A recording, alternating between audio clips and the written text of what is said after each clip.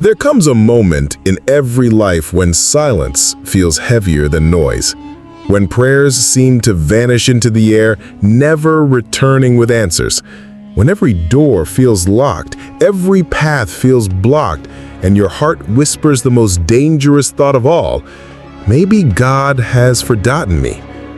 If you also feel like this, then this story is for you. The young man had reached that moment. His life was filled with unanswered prayers and unfulfilled dreams.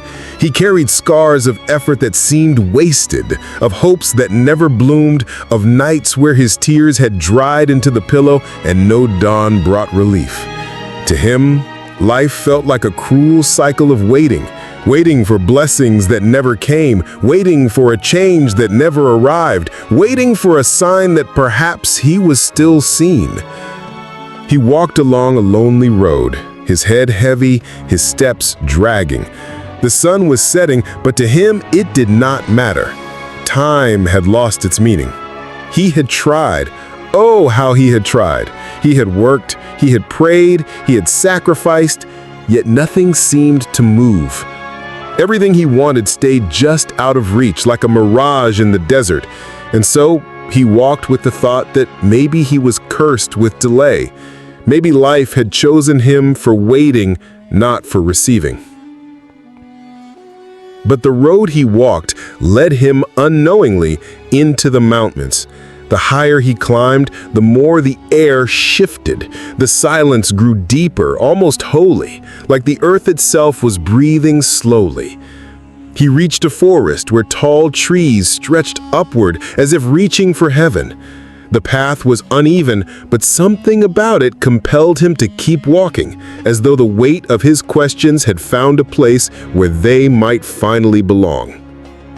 Hidden in the heart of that forest, he came across a small hut where an old sage lived.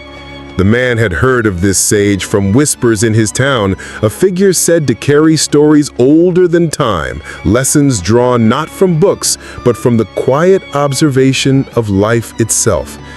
And though the young man felt too tired for stories, too bitter for lessons, he stepped forward. The sage did not speak to him. He did not need to, for his very presence was a story. His eyes carried the calm of oceans, his wrinkles etched like maps of long journeys, his silence filled with truths unspoken. The young man sat before him, broken, wordless, and the sage began to share not with dialogues, but with the slow unfolding of a parable, a narration carried by the rhythm of the forest around them. He spoke of the bamboo tree.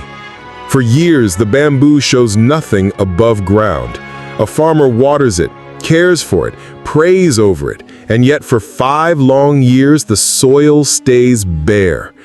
To the impatient, it looks like failure. To the unwise, it feels like wasted effort.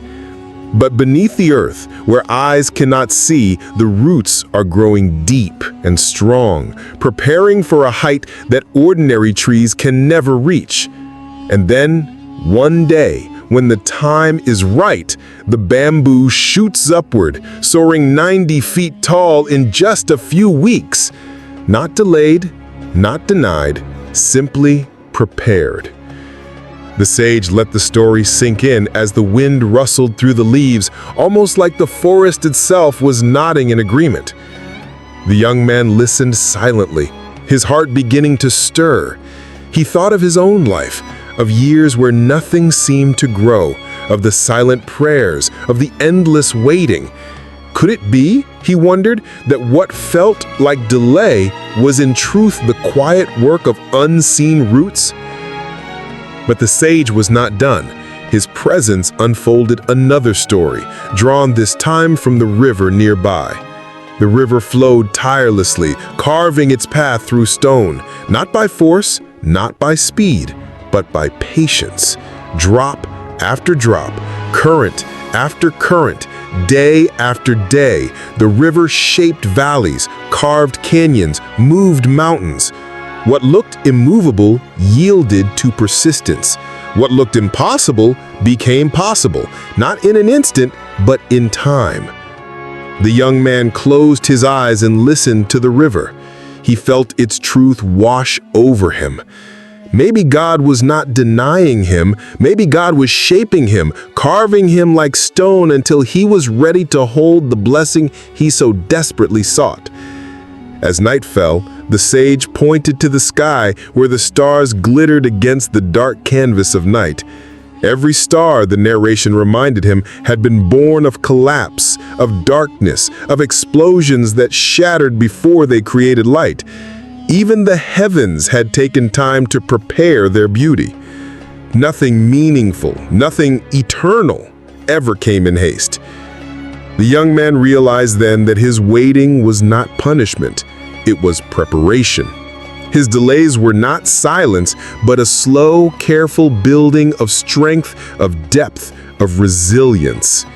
He had thought God was far away, but now he understood God was closer than ever in the waiting. The delay was the blessing. Days passed in the forest, though they felt like a single moment. The sage never spoke in words, but his stories through nature lingered. The young man felt his heart grow lighter, his vision clearer. For the first time in years, he did not feel abandoned. He felt chosen. Chosen to wait, chosen to grow roots, chosen for blessings that required more of him than he yet understood. And so, when he finally left the forest, his steps were not heavy. They were steady. His questions had not all been answered, but his heart had found peace in the waiting. He knew now that life does not work on his schedule, it works on God's. That blessings delayed are not blessings denied, but blessings refined. And when they arrive with a purpose, with a strength, with a beauty that only time can build.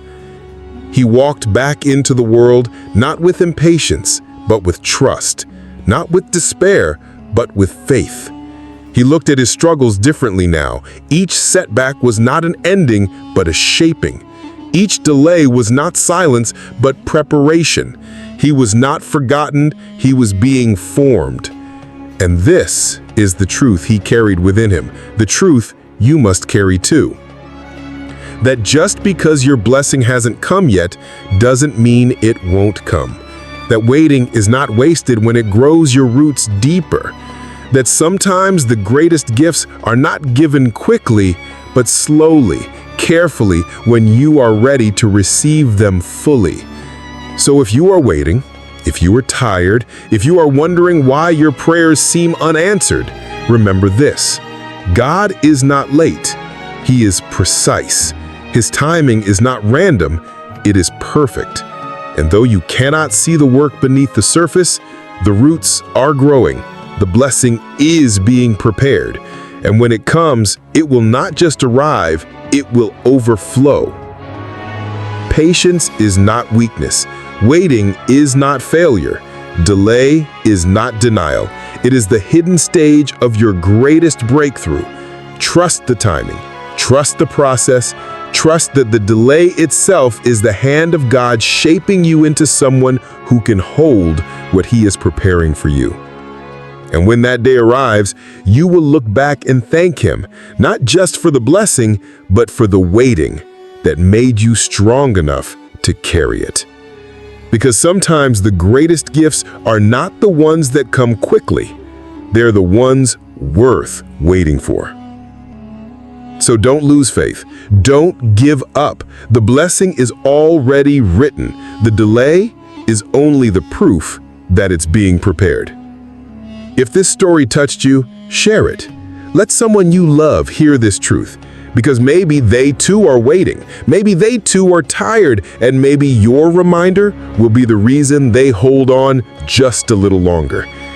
And if you want more stories that guide your heart back to hope, like, comment, and subscribe to Life Lessons Library, because your waiting is not in vain. God's delay is His preparation.